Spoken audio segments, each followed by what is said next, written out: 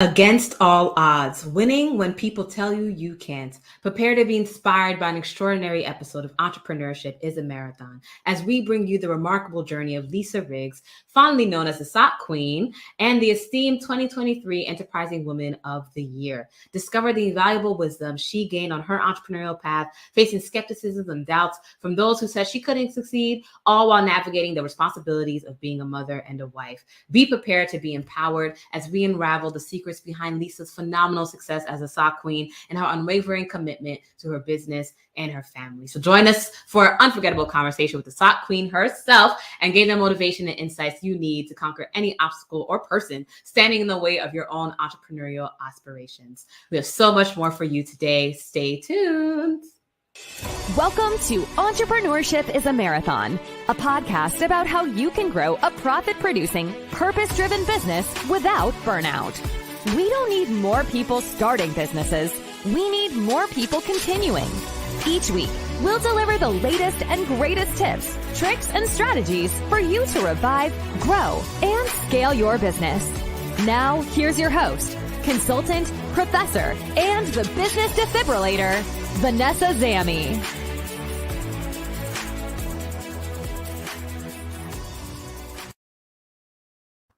And I'm joined here with our special guest, Lisa Riggs, the founder of Spirit Sox USA. Yes. And we're going to be talking about how to win even when people tell you you can't. Okay. And as you know, for those who are new here, if you don't know, you will know. For those who have been around, you already know. This is the part of the episode where we always ask the question, what has been your win of the week? What has been your win of the week? So for those of you listening to us on the YouTube channel, scroll to the bottom of the page down below and just type in the comments. What has been your win of the week? What do you need to be celebrating right now? Okay. And for those watching us on LinkedIn, on the right side there, what has been your win of the week? Okay. And we start off with our guest, Lisa. What's been your win of the week? I love that you celebrate wins of the week. I feel like sometimes it's so easy to focus on what we didn't win, and it's so important to focus on our successes. I am under an NDA with my win of the week because it's potentially that big. It's possibly a game changer for the entire company. So unfortunately, I can't reveal it. I can say it's huge, and we are so excited. And I'm working my tail off to get through everything to make sure that it's something. But I will announce it from all the tops of all the buildings when we do get it. Personally, I can say yesterday was my husband's birthday. So that was also a nice win of the week. Oh, fantastic. Fantastic. Yes. And for those of you, maybe you also have an NDA thing that you cannot share, but always type in the comments too. Like, hey, NDA pending, but hey, there's an NDA thing happening, but I'm celebrating that one. By all means, type that in the comments too, okay? And if you want to hear more about this win when it goes live, then follow Lisa Riggs on LinkedIn, okay? And you will get the details. Alrighty. So what has been your win of the week? Type in the comments. Let us know. And we will celebrate with you. Okay. And if you're listening to us on the podcast, share it out loud in the world. Okay. What has been your win of the week? Okay. Give a little honk. Well, maybe not that. But give it a win of the week, right? What's been your win of the week? Now, my win of the week has been that. So I've been partnering with the Watson Institute. They're an incubator accelerator out in Colorado. And they first had me for their one of their fellowships earlier this year. So I was teaching there, and then they contracted me again to teach another group of entrepreneurs, this time an international group of founders and business owners from Africa, US, the APAC region. And essentially, one of my wins, though, is that one of my advisees from the earlier fellowship in the year, she emailed me to note that she actually won the pitch competition. And I was like, yay, us. But she was like, yay, we won. And I was like, we won. What did we win? And she's like, oh, we won the pitch competition. I was like, oh, great. Fantastic. So that's the win. Really, I guess it's her win. But it's my win as an extension of her win. So I'm going to just celebrate that. Yes, I'm celebrating that we won. There we go. So what has been your win of the week? Okay, what are you celebrating? What are you excited about? What did you contribute to? It could be personal. It could be business. Now we're going to go into Lisa's bio for those of you who don't already know. Okay, and then we will be going into these deep dive questions where we talk about how to win when people tell you you can't. Yes. So about our guests. You see, After creating a sock fundraiser for her daughter's school, Lisa realized this success could be replicated in other businesses. And that's how Spirit Sox USA was born. And to date, Lisa has helped thousands of businesses with branded socks that can be sold, provided as a corporate gift or offered as a customer giveaway. By collaborating with her customers to design unique socks and incorporating their branding, Lisa has found a niche that allows her to use her background in fundraising, HR, and in management. And when she's not doing that, she's a lifelong resident of California. She's been married for 26 years to the husband you heard about, whose birthday was yesterday. And she has 2 college-age children. Also 2 dogs, a 32-year-old box turtle, and an active lifestyle, okay? Beach, hiking, and sports. And as a mom of 2 college-age children, Lisa has been involved in fundraisers as well, too, for a variety of their activities and sports. Yes, one of the questions we have coming up is how did she balance this all? But first question is... what were those moments, Lisa, when people doubted your capabilities or told you that you couldn't achieve what you accomplished, right? I imagine that, you were just being the mother, the wife, the, pet owner, living your life. And then you were like, I'm going to do this sock business. And people were like, what, could you describe those moments for us? And sort of how did you handle those doubts and criticisms? Yeah, sure. It's, I think it's very real for pretty much anybody starting a business, because it's important to figure out how not to just be another one, right? You have to differentiate yourself. You're going to have to stand out from your competitors. And so it's going to be something different that people maybe haven't heard of before. And so I kept it pretty close to the cuff when I had the idea. I ran it past like my most trusted family members and friends. And I had other ideas because I had actually been home. I quit my high-tech job to stay home with my kids for a while. And loved it. Was so lucky to be able to do that, but got to this spot where I was like, well, now what do I do? I don't have a career. I gave up my career for my kids. And so I was trying to figure out something I would love. Right. And so I had some funky ideas that trying to figure out things I love and how to start a business. And my family would be like, I don't think so. But with the socks, they went, I think you got something there. I really do. And so one of the very first people I told that was outside of my very close circle, I trusted him, I respected him, and he laughed in my face, like spit came out of his mouth laughing in my face. And I just shrugged, I just did this and walked out and thought, what am I doing? Am I making the right decision? And of course now I feel like I'm the one who I'm like, who's laughing now, buddy? Because I've turned this into something way bigger than either of us ever thought it would be. And I've had people throughout the years too tell me, you're never going to be able to do this because you're too nice. Because I am a nice person. They're like, you're not going to be good in business. You're too nice. I disagree with that. I think you can be nice and you can run a successful, profitable business. And I'm trying to prove that every single day. I am. I've also had people tell me, you're never going to do this because you're only selling socks.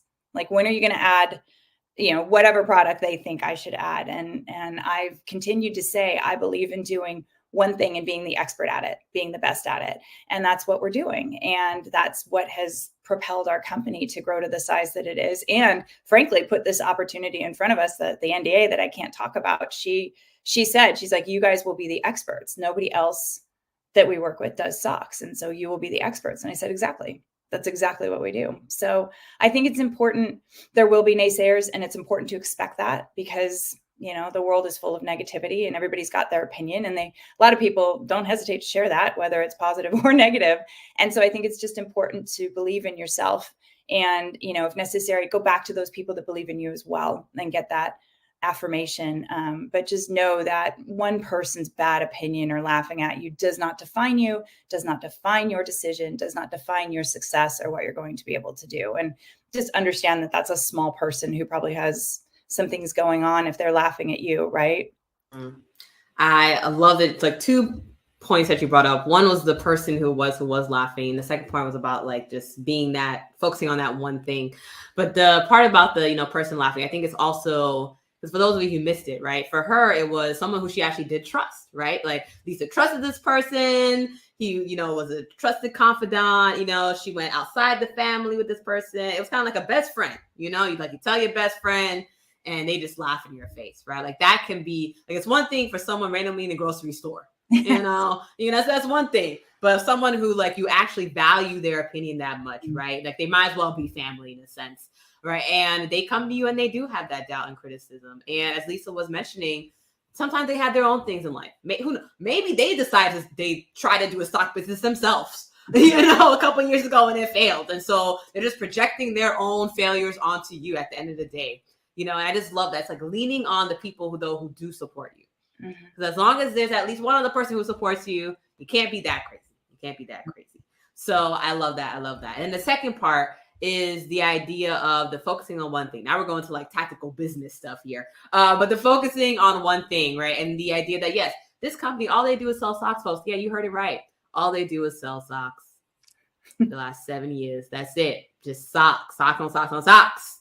Lots of different types of socks. Yes. Lots of different styles, yes. But ultimately it's socks. It's socks, right? It's not socks with dresses, not socks with sandals, just socks. You can wear them with sandals, but they don't sell the sandals, so love that, right? I think a lot, especially in the retail space or apparel space, a lot of business owners like, I must come out and be Amazon, or, they get to the point where maybe they only decided to do dresses 2-3 years, and they hear people coming in like, oh, you should add something else. You should add belts. You should add this. You should add that. You should add that. So then they decide to add this and that and this and that. Like, why is it not working? Because you tried to add this and that and that and this. And that's probably why. And so love that.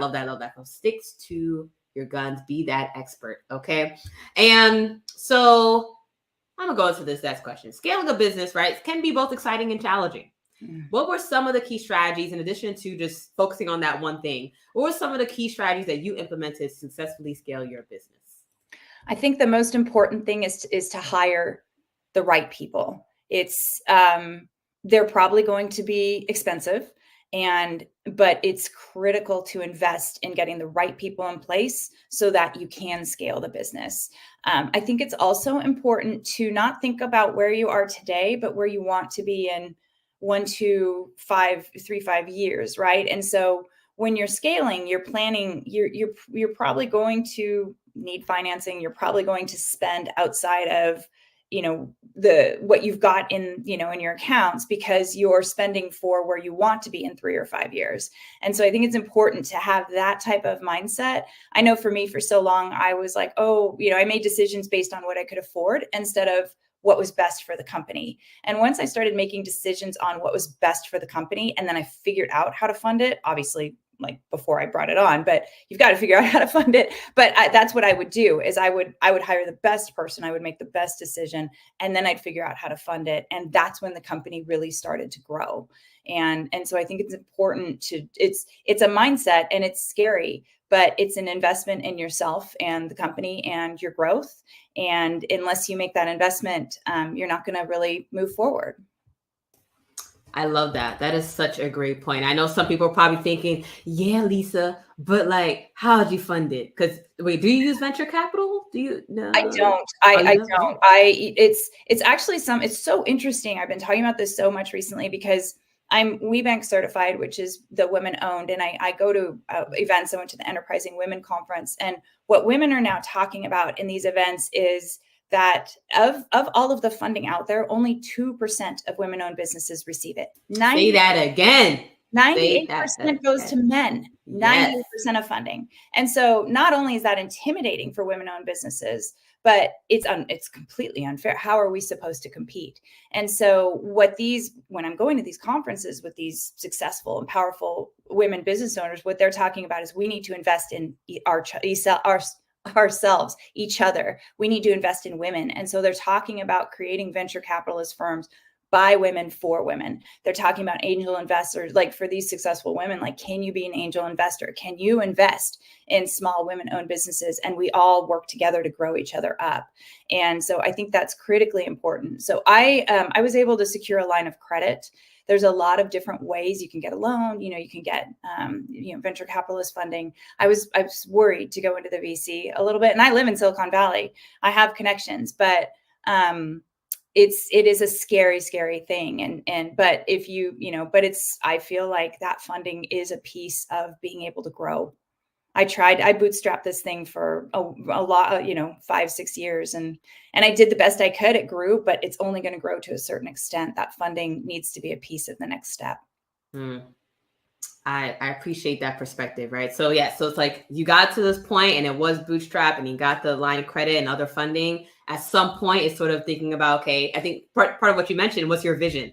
Like, where do you want to go and what's going to be the funding to support that? And that might be VC next step, but also having the awareness that it's tapping into that network of women that you know to get that funding, right? Which brings to the next question, right? Because as a woman entrepreneur, as a woman business owner, one of the challenges is the supportive network or the lack thereof of the supportive network, right? And building a support network is so vital for any business owner. We talked about it in the beginning of the episode where you have somebody to actually root you on, but even just with funding, with helping your business in other aspects. So how did you go about, or how do you even currently go about finding mentors or like-minded individuals who could offer you guidance and encouragement, whether you were starting out, whether you were 5 years in, or even today? Yeah, it was something I knew I needed and wanted from the beginning, and it took me 5.5 years to find. And so it was really hard because I felt like I was a little bit floundering because I didn't have that mentor that could give me the advice, and I was making decisions based on my gut. And sometimes I was right and sometimes I was wrong.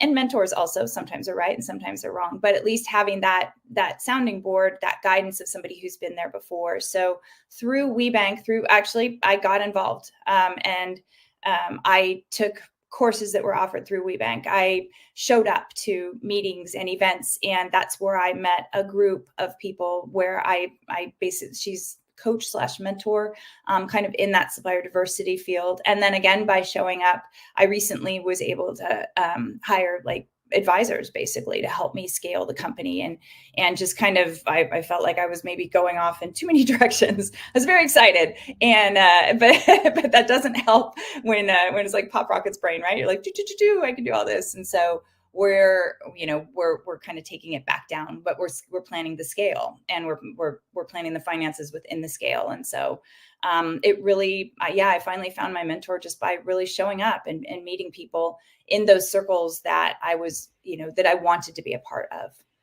I love that. I love that. Patience, putting yourself where you want to be. And then essentially, that might be the NDA calling. Okay.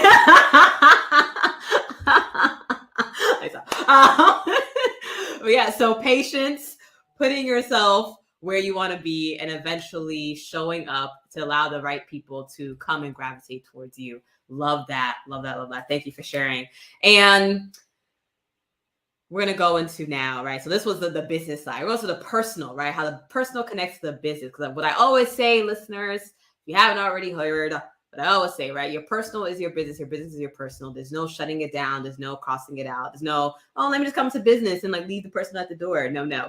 Okay. You are your business, right? Until Lisa passes off to another president, she's a business. And so as your business grew, Lisa, now it is growing, right? But just even in those first 7 years to get to this point of even growth and success, how did you balance the demands of work and personal life? What strategies did you use to prevent burnout? Yeah, my family has always been my priority. And that was actually why I left high tech. My boss was a VP of HR and pulled me in after I had my son and said, Lisa, it's a shame your priorities have changed.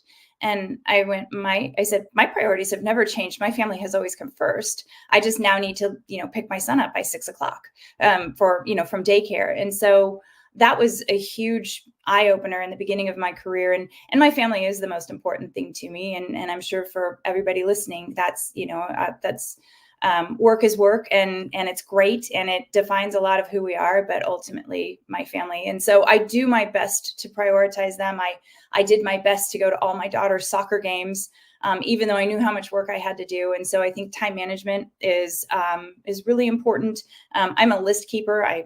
My list might scare you if I show it to you for today, but I constantly, before I shut off at night, I make a list of what I need to do tomorrow. And that actually really helps my brain turn off because I know it's all there for me when I wake up the next morning. And the other thing I do is, for me, exercise and activity has always been just a key piece of who I am. And I got to the spot where I'm so busy with the company, I feel guilty going to the gym, but I realized that it's so key to my mental and my physical health that I prioritize going to the gym every day. And it's important to me. It refreshes my mind. Before big meetings, actually, I go to the gym because I know I'm going to be better, because I feel better. I got those endorphins going. It's a piece of who I am. And so I think it's important to just remember. And also, on that, speaking of exercise, like Richard Branson exercises every day. Like the most successful people in the world fit exercise or fit their priorities into their daily calendars. And I thought, you know what, if he can do it, so can I. And so I think it's important to just, prioritize what is of value in your life and your personal. Don't forget when you're prioritizing your family that you need to be a part of that as well. I think so many of us sacrifice our mental and physical health to take care of everybody else, including our business. And it's really, really key to take care of ourselves as well, because you're going to be better for all of them if you're healthy and happy.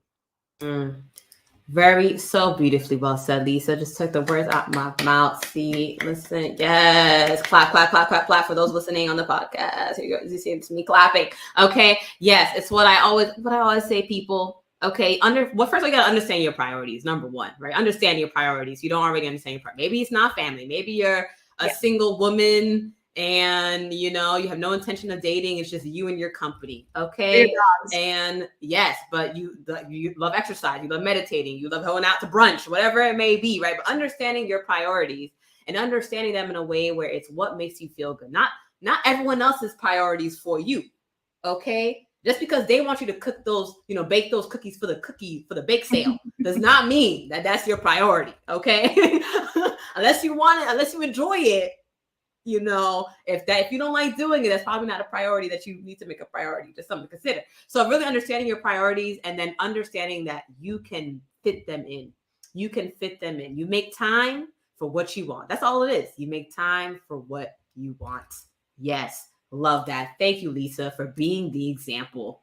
Thank you for being the example and the inspiration. Love it. Okay. So we are coming up with the end of the episode. So final advice, looking back on your journey, is there anything you wish you had known when you were starting out, or even when you hit the 2-year mark, the 5-year mark, or even now in the 7-year mark, that would have made the path smoother or easier that you want to impart to others?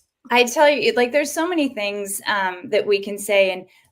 And one thing, there's 2 things I would say. First, for people who are new in their businesses or thinking about starting a business, it's, obviously you think about your product and, your avatar customer and all this type of thing. But think about, it's important to figure out how you're going to acquire your customers, because you don't just stick a website out there and compete with the other billions of websites. You don't just post on Amazon and all of a sudden have orders. And so it's really important to figure out how you're going to get and reach those customers, not only who the customer is. And then the second piece, I really wish someone would have told me, or I would have given myself credit, is to legally protect yourself, get your trademark. I didn't think my business was important enough. And so I didn't do it in a timely manner. And I would definitely suggest, like, it's so fun when you're starting your company, you're like, oh, what's my logo and my branding colors and my website and the name? All these things are so important to, what the company is going to be. Equally important is when you're thinking about that name, check the USPTO, see if that is already legally trademarked. And if so, think of another name so that you can make sure that everything you do, your brand, is legally protected. And don't ever think that you're not worth it or you're not big enough, which is what I did. It's not true. As soon as you're out there, it should be one of the first things you do. That is such great advice. Yes, I know the lawyers listening. I know I have some legal friends who are probably like, yes, let me comment on this right quick. Okay, so if you are a trademark lawyer listening, by all means, feel free to comment and share your services. And so, Lisa, thank you for being an amazing guest and sharing your story here today. How can people follow up and reach you just to stay in touch and support Spirit Soxs USA? Thank you, Vanessa. As you talked about, we only make socks, but we do 2 types of them now. We make custom socks. And so if anybody's interested in just learning more about us, we have a lot of designs on the website. seeing our custom socks, you can go to our website at spiritsoxsusa.com. Soxs is SOX. And then we just have launched a sock store where people can buy just a single pair or a couple of pairs of socks just to test us out. And so they can check out the sock store, see if they like any of those designs, and get a gift, get it for themselves, whatever they'd like. We'll have some Black Friday specials coming and some holiday specials and stuff as we near the end of the year. Love that. Thank you. Thank you so much, Lisa. Appreciate it. So everyone check out spiritsoxsusa.com. And we also have another link as well in the comments to the special sock store for you as an individual as well to purchase your lovely socks. Just see the socks and then you already just want to buy them. Okay, I know you're curious. You're like, what's up with these socks? Like, so by all means, check out spiritsoxsusa.com just to see the socks, just because you're just gonna want to buy. But yes, beloved, thank you, Lisa, for joining us here and sharing your story. And for those of you listening, thank you all for always listening and following and subscribing as well. If you didn't already tell, this show is not only about a story, but also about lessons and action items for you as a business owner to keep you moving forward in your vision. We equip and empower you through education. Continue staying tuned each week of season 4 for our special guests with even more insights. Subscribe below if you're watching on YouTube. Subscribe below with the red button. And also follow our podcast on Spotify or whatever channel you are listening to. And remember, entrepreneurship is a marathon, but it's a marathon you don't have to run alone. Thank you all. Toodles. Are you interested in partnering with Vanessa Zammy, the business defibrillator, to revive, grow, or scale your business? Then text 617-959-2203. We specialize in collaborating with storefronts, salons, and shops. That's 617-959-2203 for more details. If you're looking to shock your 10-year shop back to life, then text 617-959-2203 for more details.